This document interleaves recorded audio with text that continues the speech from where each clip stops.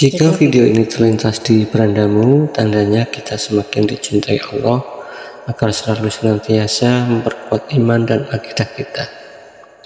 Sebelumnya jangan lupa sempatkan menulis sholawat di kolom komentar agar kelak bisa menjadi bukti kecintaan kita kepada Nabi Muhammad SAW, sehingga kita termasuk golongan yang mendapat syafaat kelak di akhirat. Assalamualaikum warahmatullahi wabarakatuh. Alhamdulillahirabbil alamin, wassalatu wassalamu ala asrofil anbiya'i wal mursalin wa ala alihi washabihi ajma'in, amma ba'du.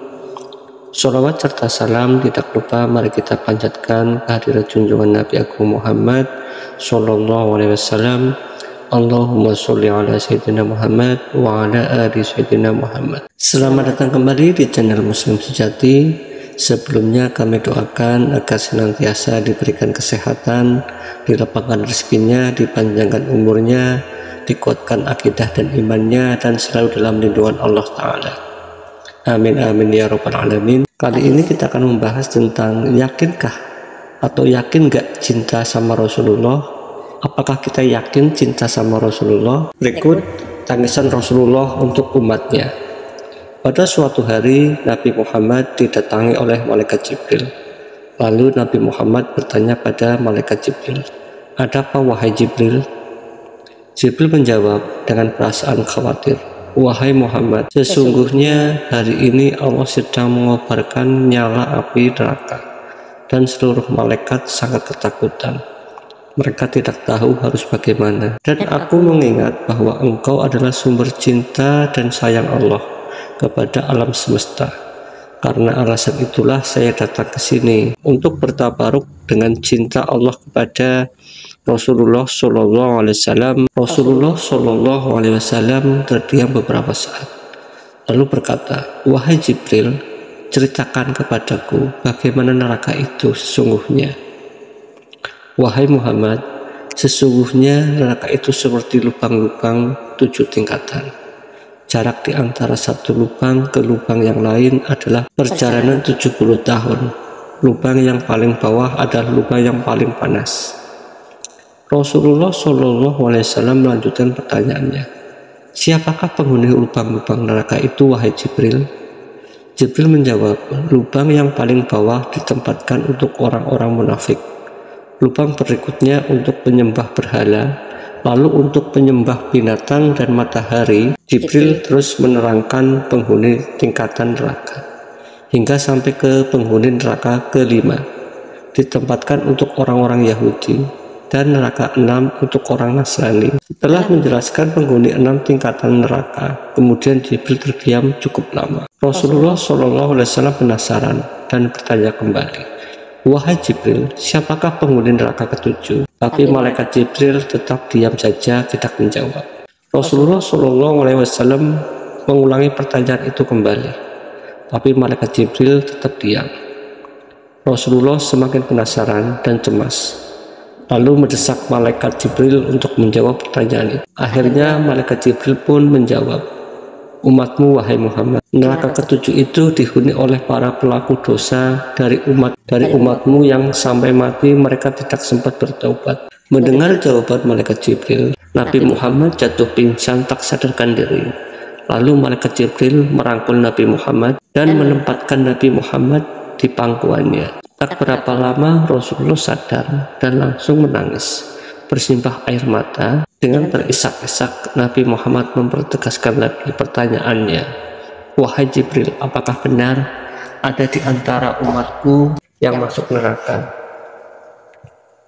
Malaikat Jibril menjawab, "Benar wahai Muhammad, pelaku dosa besar dari umatmu yang tidak bertaubat." Setelah itu Nabi Muhammad langsung menghadap kiblat dan sujud kepada Allah dengan isak tangisnya. Ketika tiba giliran Rasulullah pulang ke rumah istrinya Siti Aisyah, Rasulullah meminta izin kepada Siti Aisyah untuk mempergunakan waktu malam itu untuk ibadah kepada Allah, dan Siti Aisyah mengizinkannya. Lalu Rasulullah langsung berwudu dan melakukan sholat. Siti Aisyah yang awalnya menunggu dan menemani ibadahnya Rasulullah akhirnya ketiduran. Ketika Siti Aisyah terbangun dari tidurnya dan melihat malam semakin larut, Namun Rasulullah dalam keadaan melakukan sholat sampai pecah tumit kakinya. Kemudian Siti Aisyah bertanya pada Rasulullah, "Wahai Rasulullah, bukankah engkau adalah kekasih Allah? Bukankah engkau orang terpilih daripada dosa? Dan bukankah engkau sudah ada jaminan masuk surga? Atas mengapa engkau melakukan sholat sepanjang malam tanpa ada waktu istirahat sampai pecah tumitmu?" Rasulullah menjawab, "Wahai Aisyah, istriku, khawatir dengan keadaan umatku kelak di neraka.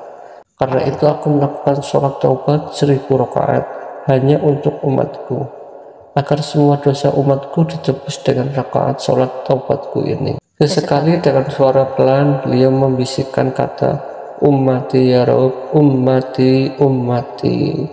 Rasulullah SAW bersujud kepada Allah dan tidak mengangkat kepalanya dalam keadaan seperti itu selama beberapa hari, kecuali setiap kali Bilal bin Rabah mengumandangkan azan, barulah beliau bangkit untuk menjadi imam. Setelah itu beliau sujud kembali. Pada hari ketiga Abu Bakar menyadari hal ini, lalu Abu Bakar langsung pergi ke rumah Rasulullah, mengetuk pintu rumah Rasulullah dan memberikan salam 3 kali, tapi tidak ada jawaban. Abu Bakar cemas dan sedih, lalu berseru di depan pintu Rasulullah, "Apakah ada jalan untuk masuk ke dalam rumahmu ya Rasulullah?" Tapi tetap tidak ada jawaban. Lalu Abu Bakar menangis dan melangkah pulang. Di perjalanan Abu Bakar bertemu dengan Umar bin Khattab. "Mengapa engkau menangis wahai Abu Bakar?" Tanya Sayyidah Umar. Abu Bakar menceritakan keadaan Rasulullah kepada Umar. Lalu Umar pun bergegas menuju rumah Rasulullah. Dan terjadilah hal yang sama. Umar pun pulang dengan menangis. Di jalan Umar bertemu dengan Salman Al-Farisi dan juga menceritakan keadaan Rasulullah kepadanya, hingga membuat Salman Al-Farisi pun cemas dan menangis. Namun ia tidak berani mengulangi hal yang sama. Selama melangkah menuju rumah Siti Fatimah dan menceritakan kepadanya tentang hal itu. Setelah mendengar cerita tentang ayahnya, setengah berlari Siti Fatimah menuju ke rumah ayahnya, mengetuk pintu lalu mengucapkan salam. Dengar suara lembut putri tercinta, luluhlah hati Nabi Muhammad. Lalu beliau bangkit dari sujudnya dan langsung membuka pintu. Alangkah terkejutnya Siti Fatimah yang melihat ayahandanya amat kurus dan pucat. Lalu Fatimah meluk Nabi dan bertanya, "Wahai ayahanda, apa yang terjadi? Mengapa engkau terlihat sangat sedih dan seperti ini?" Rasulullah kembali menangis dan berkata dengan suara lirih, "Wahai Fatimah, belahan jiwaku, bagaimana ayahmu tidak sedih? Sedangkan Jibril mengatakan akan ada kelak umatku yang akan masuk neraka." Wahai saudaraku, betapa besar cinta Rasulullah kepada kita umatnya.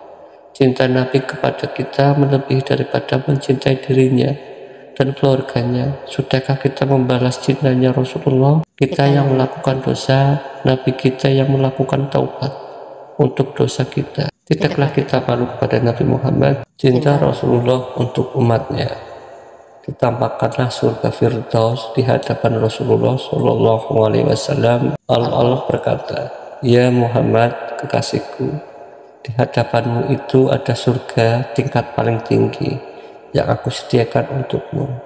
Masuk dan nikmatilah isinya." Lalu Rasulullah SAW menjawab, La, ya Rabb, aku tidak akan pernah melangkahkan kakiku ke dalam surgamu sebelum semua umatku masuk ke dalamnya tanpa ada satupun yang tertinggal." Dari kisah Nabi Muhammad SAW yang sangat cinta dengan kita, sudah sepantasnya kita sebagai umat Rasulullah mengucapkan begitu banyak terima kasih dengan cara berbanyaklah kita bersolawat kepada Rasulullah SAW, sehingga kita semua kelak akan dikumpulkan bersama-sama dengan Rasulullah SAW.